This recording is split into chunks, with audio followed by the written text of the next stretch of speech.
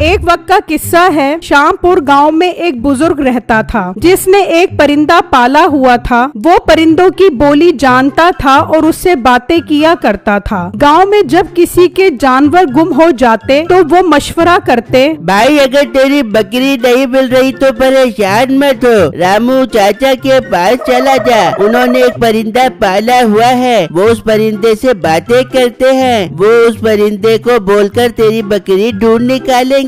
यार तू ठीक बोल रहा है, मैंने भी उनकी बहुत तारीफ सुनी है। भाई तू एक काम कर, मेरे साथ उनके पास चलो। ठीक है भाई, चलते हैं उनके पास। फिर वो दोनों निकलते हैं और रामू चाचा के पास आ जाते हैं। रामू चाचा मैं बहुत परेशान हूँ, खुदारा मेरी मदद करे। अरे क्या बात है, क्यों परेशान हो, बताओ मैं तुम्हारी क्या मदद कर सकता हूँ। रामू चाचा कल शाम से मेरी बकरी नहीं मिल रही, पता नहीं वो कहाँ चली गई है। आप अपने तोते को बोलकर उसे ढूंढने का बोले। ठीक है, तुम परेशान मत हो, मैं अभी से बोलता हूँ। मेरे प्यारे तोते जाओ और इनकी बकरी ढूंढ कर आ, वो कहाँ पर है इस टाइम। अच्छा मालिक, मैं जाता हूँ और उसे ढूंढ कर आता हूँ। फिर तोता उड़ जाता है और बकरी ढूंढने निकल जाता है। अरे तुम लोग एक काम करो, तुम अभी जाओ और शाम में आ जाना, जब तक मेरा तोता भी बकरी का पता लगा कर आ जाएगा।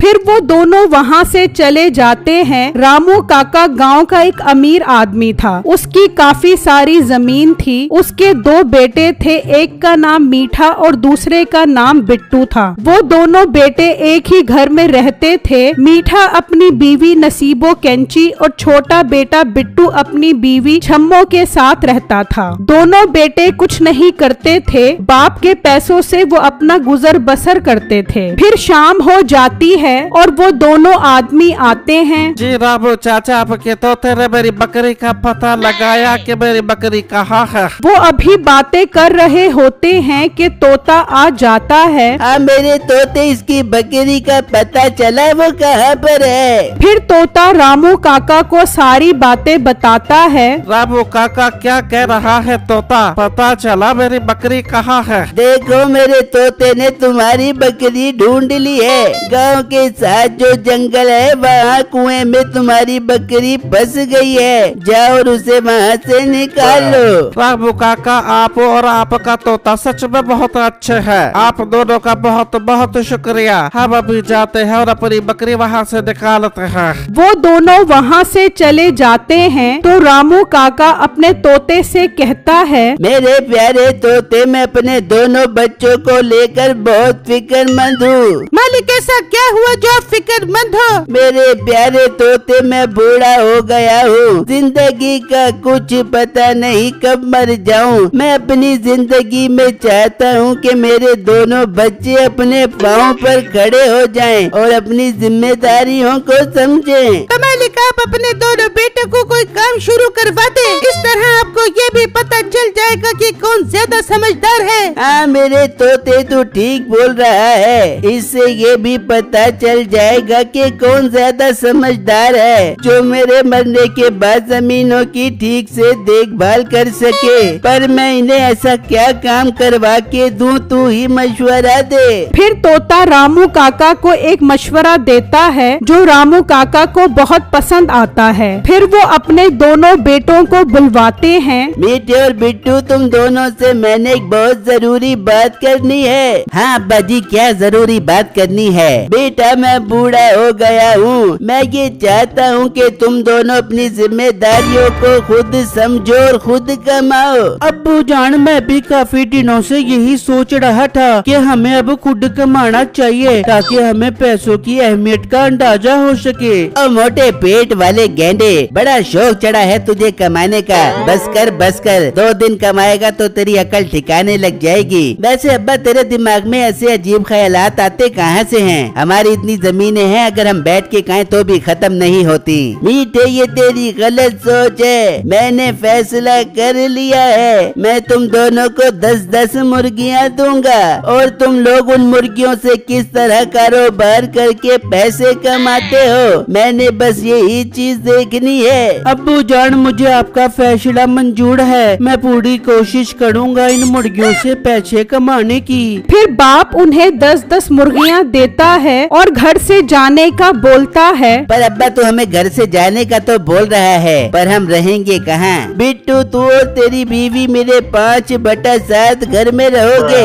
और मीठे तू और तेरी बीवी मेरे 20/4 वाले घर में रहेंगे। फिर वो सब घर से चले जाते हैं। बिट्टू और छम्मो दूसरे घर आ जाते हैं, जबकि मीठा और नसीबो भी दूसरे घर पहुंच जाते हैं। बिट्टू सबसे पहले मुर्गियों को दाना खिलाता है। बिट्टू जी, अब्बा जी की दी हुई मुर्गियाँ तो बहुत भूखी थी, देखो कैसे जल्दी जल्दी दाना खा रही हैं। हाँ बेगम, वाकई मुर्गियाँ तो बहुत भूखी थी। जबकि दूसरी तरफ मीठा और नसीबो घर आकर सो जाते हैं। मुर्गियाँ बहुत शोर मचाती हैं, जिससे उनकी आँख खुल जाती है। मीठे, तेरे अब्बा ने सही किया था, हमारे सर पे डाल दिया। इन्होंने शोर मचा मचा के हमारी नींद हराम कर दी है। अरे बेगम, मुझे लगता है ये मुर्गियाँ भूखी हैं, जब ही शोर मचा रही हैं। इन्हें चलकर दाना डालना पड़ेगा। फिर वो मुर्गियों को दाना डालते हैं। मीठे की मुर्गियाँ तो ठूस ठूस के दाना खा रही हैं। अगर हम इन्हें इसी तरह दाना खिलाते रहेंगे तो फिर हमने कर लिया कारोबार।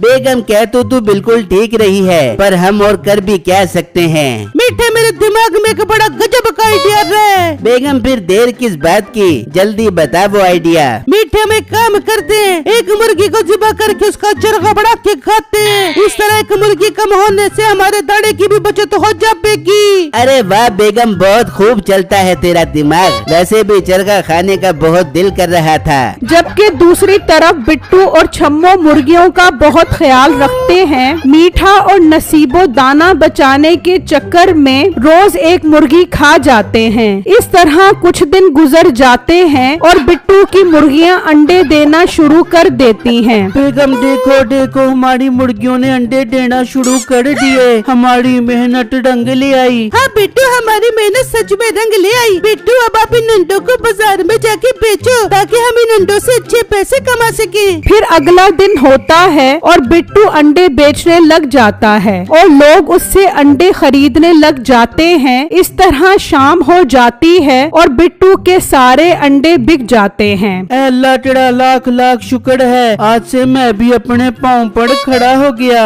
जबकि दूसरी तरफ मीठे के पास सिर्फ एक मुर्गी बच जाती है। अरे बेगम, दाना बचाने के चक्कर में हम सारी मुर्गियाँ खा गए। अब इस एक मुर्गी से कैसे कारोबार करेंगे? मीठे, क्या तो तू ठीक रहे। एक तो ये मुर्गी अंडा भी नहीं दे रही जिसे हम खा के अपना पेट भर सके। बेगम, वो सब छोड़, उस मोटे बिट्टू को चलकर देखते हैं, वो उन मुर्गियों के साथ क्या कर रहा है। हाँ मीठे, ये बात तो मेरे ध्यान में आई नहीं। आज रात को चल के देखते हैं वो मोटा बिट्टू उन मुर्गियों से क्या काम ले रहा है। फिर रात हो जाती है। मीठा और नसीबो बिट्टू के घर आते हैं और छुपकर देखते हैं। तभी उसकी मुर्गियां अंडे दे देती हैं, जिसे देखकर वो हैरान हो जाते हैं और परेशान घर आ जाते हैं। नसीबो बिट्टू तो बहुत तेज निकला, उसने तो सारी मुर्गियों से अंडे भी निकलवाना शुरू कर दिए और हमारी एक मनहूस मुर्गी अंडे ही नहीं दे रही। मीठे, वैसे मेरे दिमाग में एक बात आ रही थी। कैसी बात बेगम? अब कोई काम की बात बताई।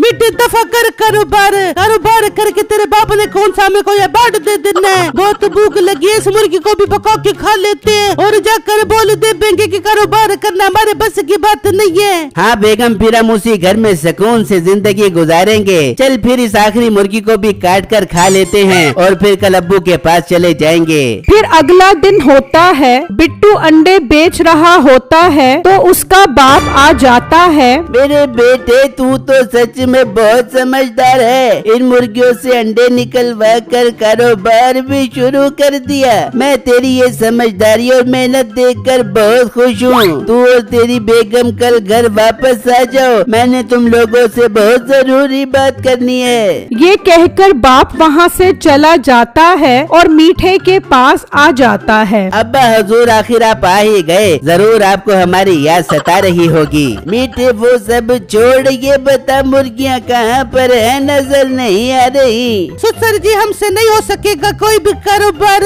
हमने वो मुर्गियाँ पका पका के खा ली। ये सुनकर बाप को बहुत गुस्सा आता है और वो उन्हें घर आने का बोलता है। फिर अगला दिन होता है, वो सब आ जाते हैं। बिट्टू और जम्मो, तुम दोनों ने अपनी जिम्मेदारी को अच्छे से समझा और उसे पूरी तरह से निभा पाया, पर मीठे और नसीबो तुम दोनों मेरी उम्मीदों पर पूरा नहीं उतर सके। हाँ अब्बा जान, उसके लिए हम बहुत शर्मिंदा हैं। अब हम सुकून से यहीं रहकर अपनी जिंदगी गुजारना चाहते हैं। जिंदगी वो भी सुकून से, वो तो तुम अब अच्छे से गुजारोगे, पर बिट्टू के फैसलों पर। हैं अब्बा, ये तो कैसी बातें कर रहा है? ये मोटा हमारी जिंदगी के फैसले क्यों करेगा? वो इसलिए कि मैं देखना चाहता था कि कौन समझदार और मेहनती है, ताकि मेरे मरने के बाद वो ही जमीनों की देखभाल करे। ये सुनकर बिट्टू और छम्मो खुश हो जाते हैं, जबकि मीठा और नसीबों के रंग उड़ जाते हैं। हाँ मालिक, बिट्टू बहुत समझदार है। बिट्टू आपकी जमीनों का बहुत अच्छे से ख्याल रखेगा।